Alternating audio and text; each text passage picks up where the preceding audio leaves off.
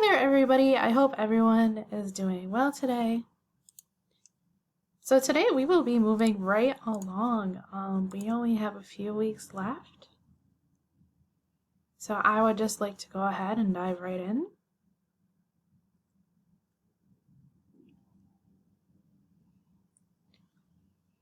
So on Tuesday, I assigned the oral presentations last week. So if you have not completed those already, please be sure to get those in as soon as you can. Oral presentations were due on Tuesday, March 30th by midnight, so please be sure to use the Dropbox. Now, as a reminder, I do ask that you use the Dropbox. It just makes it a whole lot easier for me to keep track of your files. So if you need to turn in the oral presentation still, you can go under the Dropbox tab and click on Final Oral Presentation Links and turn it in here. Now, depending on if you have a link, you can click Write Submission and paste the link right into the box, or if you have a file, you can browse My Computer and select the file that way. But anyway, moving on from that, what we are doing today is introducing our third paper, which is the Mapping Essay Guidelines. So you can find the link right to the guidelines here. I will probably go through those briefly as well today. And I also set up a lesson on the mapping essay. And basically what the mapping essay is taking your sources and talking about the different perspectives on your paper. So you might find yourself maybe repeating a little bit from your annotated bibliography, and that's okay. Definitely use your sources from your annotated bibliography. That's pretty much what we're doing for this third paper.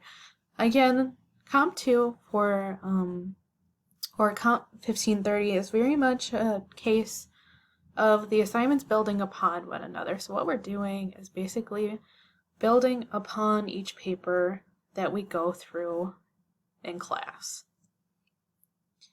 So then from there, for homework over the weekend is to finish a writing lab and to review the mapping essay guidelines and begin drafting the mapping essay. So hopefully this will help with drafting, and pretty much what we're doing next week is drafting, and then we have peer review next Thursday. And that is when the mapping essay, so the final draft of the mapping essay will be due by Thursday, April 8th. And the rough draft will be due on Tuesday, April 6th by midnight. So anyway, that is it for that. But I would like to go ahead and begin on our lesson here today. As always, you can find our lesson link under the Daily Lessons tab.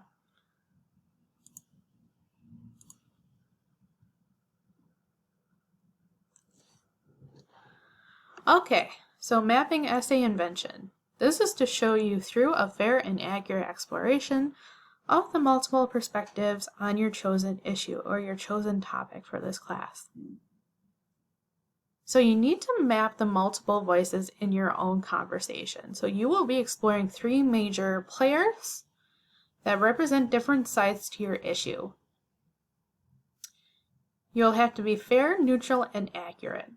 So at the end, you will position yourself among these players. So this is the link to the guidelines. So I would at least like to go through these briefly.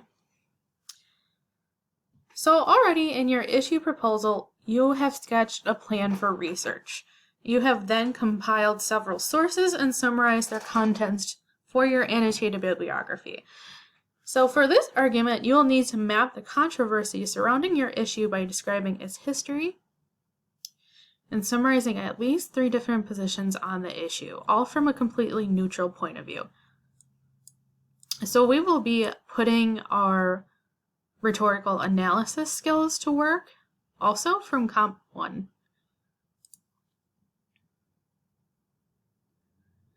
So the first thing that you want to make sure that you do is introduce your topic. You'll want to know some background information on your issue. So explain the issue. What is it? What caused the issue? What prompted past and present interest in it?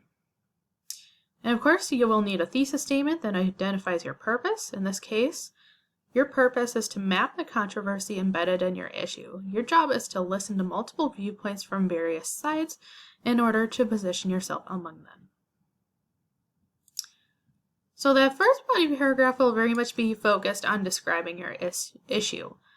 So we want to know the current major positions on the issue and reflect upon the sources within your annotated bibliography. Try to draft at least 3 to 5 different positions and identify which articles in your bibliography advocate the position you're describing. So what types of people advocate for this position? What group do they represent? What are the main claims of those who advocate this position? What reasons do they provide for these claims? Who are the experts in the issue, and what are the values and cares of this side? So going from there, your description by capturing a representative from each side. So who can speak for them? You'll need to cite this representative in text or using in-text citations or using direct quotes. Remember from the bibliography, we very much used direct quotes and in-text citations to help support your side. That is what this part is talking about here. So once you have summarized 3 positions, highlight points of comparison and contrast. How are these major players different from one another? How are they similar? Secondly, we will want to know what your own take on the position is and why you have taken that position.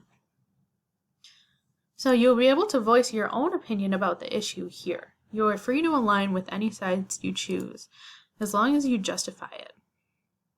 So keep in mind, the descriptive paragraph is one body paragraph. The support is, of course, another paragraph. And then comparing and contrasting those points of view are in another body paragraph. So these are separate body paragraphs we're talking about here.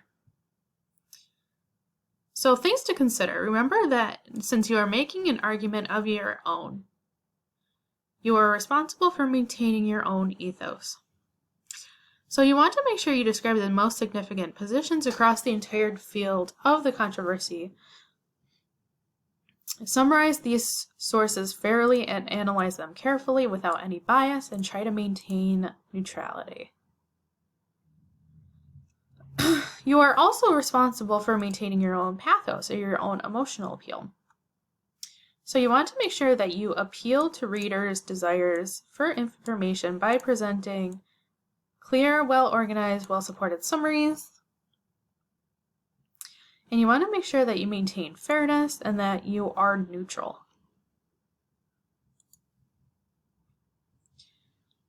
So in terms of arrangement or organization, what we want to think about here. Like with your first paper, the conversation you're responding to is the one surrounding the issue you have selected. So indicate at the beginning of the paper what you're writing in response to in terms of that conversation.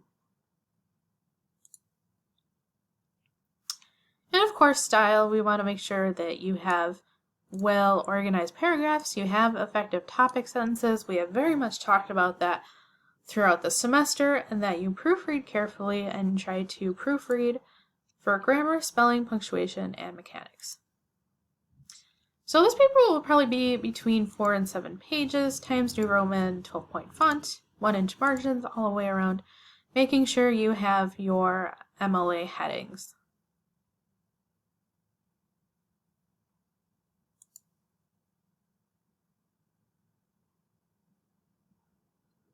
And of course, as always, we want to make sure that we save our rough drafts separately from our final drafts, and making sure that you participate in peer review.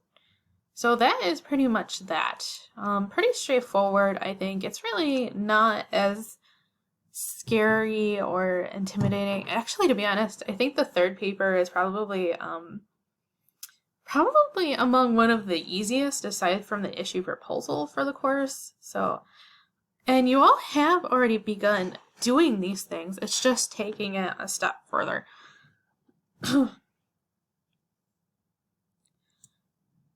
So of course we're going to do a little fun activity today. I think it's kind of cute, to be honest, that we're going to be talking about perspectives. And I don't know why, but I enjoy this little drawing of this rabbit here. I think it's cute. But anyway, of course we want to talk about perspectives. And this paper is very much talking about different perspectives. So this drawing here, it's almost like asking, how many triangles do you see? It's almost like looking at ink blots. What do you see when you look at it? And this one's kind of funny too. If a dog wore pants, would he wear them like this or like this? First or second? It really matters on your perspective, right? And when you look at this image, do you think this lady is young or old?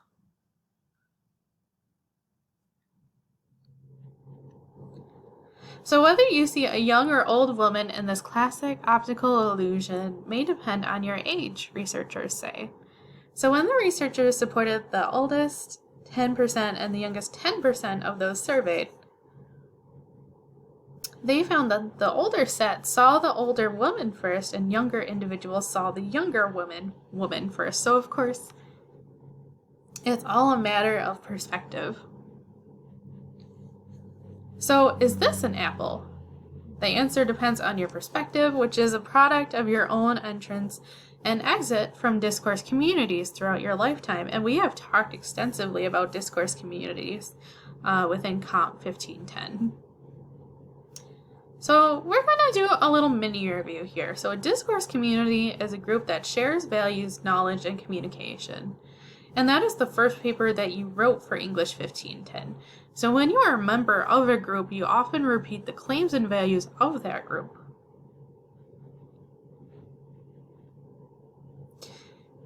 So when we look at this apple, is this an apple?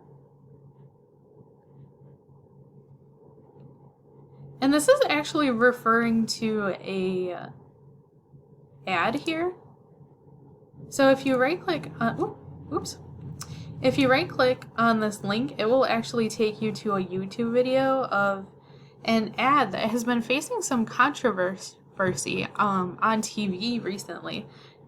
So anyway, taking that a step further. So the so-called Apple ad from CNN sparked a debate that exposed many different perspectives. Whether this is an apple or a banana depends on the viewpoint, the group, the values, and the discourse.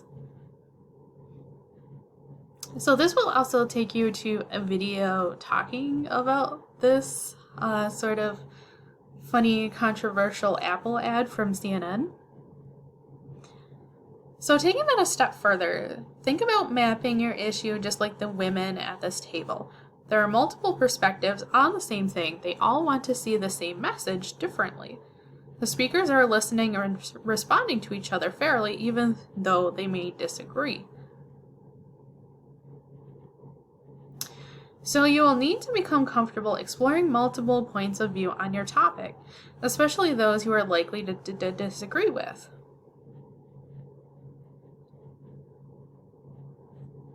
So thinking about discourse communities, rather than as individual people or individual claims, you want to think about them as different groups that have perspectives on your issue.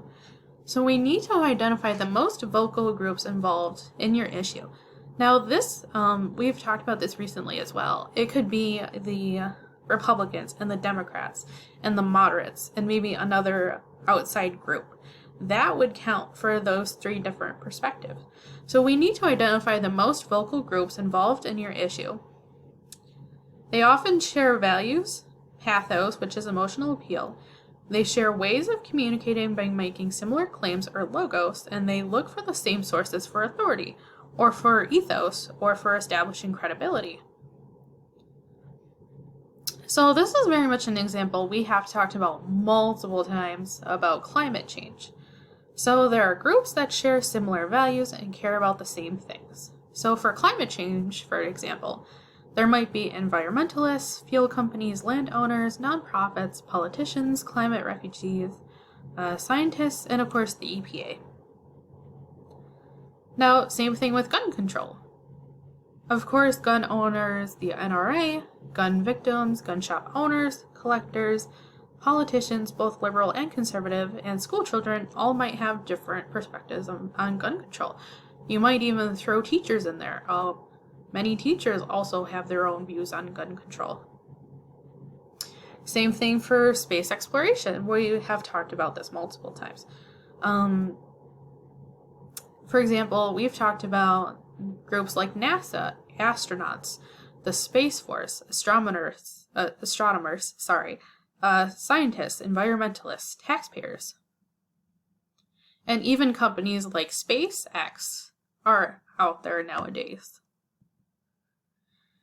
So what we want to talk about or think about further is thinking about discourse communities rather than as individual people, but rather as groups.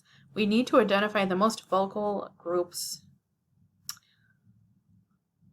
on your topic. So for example, police brutality often has different groups that has different views on the topic.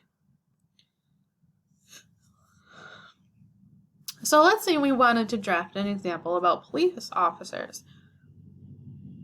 So of course, values for police officers often are justice, safety, community, law and order. They're very much a voice for safety and maintaining a safe community. So claims: police are not responsible for racism, police are trying to do their job and are prevented by protesting, body cameras are fine as long as they are not overused. So then what you want to take from there is an expert representative of that topic. So you need to find a police officer to quote in quote text, or to quote in text. Use the sources on your bib to find representatives to cite.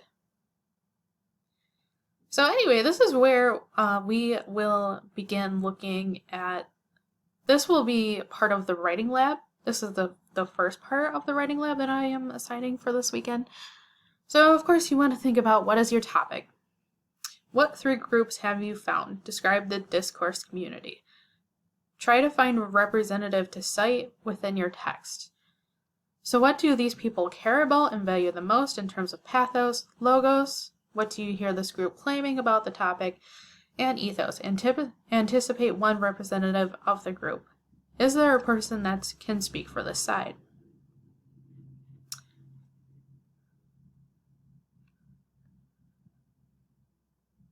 Anyway, I sort of put 2 lessons into one today, so we're also going to talk about how to draft an introduction and thesis statement.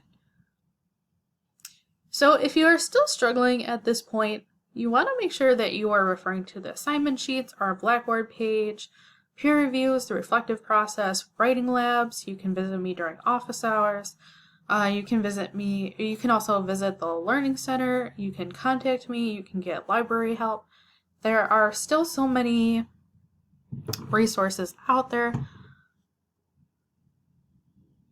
So please keep in mind that my office hours this week will be on Thursday, actually, because the college is closed on Friday because of the Good Friday holiday.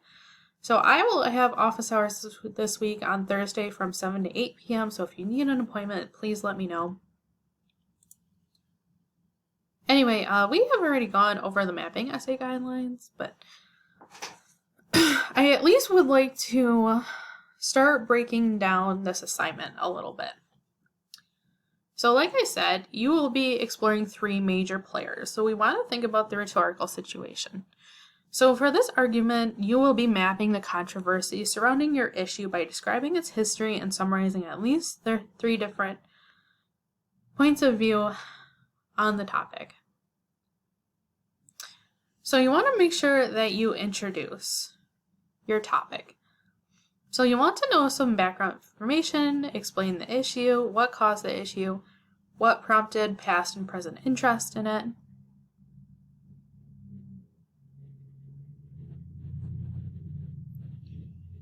So you want to make sure that you have a thesis statement, and listening to various sides in order to position yourself among them.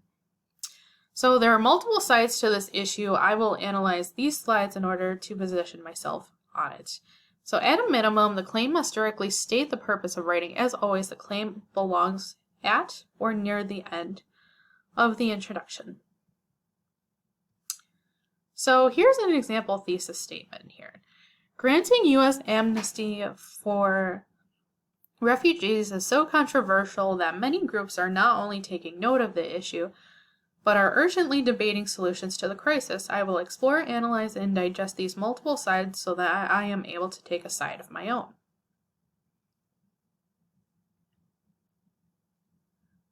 So anyway, that will be for drafting the introduction and your thesis statement, and I would definitely highly recommend getting started with that. Anyway, that is it for today. I hope you all have a great day and a great weekend. If you have any questions, feel free to stop during office hours. I will have office hours, like I said, on Thursday this week from 7 to 8 p.m.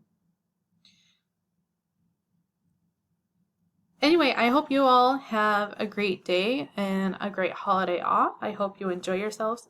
Thank you all and have a great day. Bye, everybody.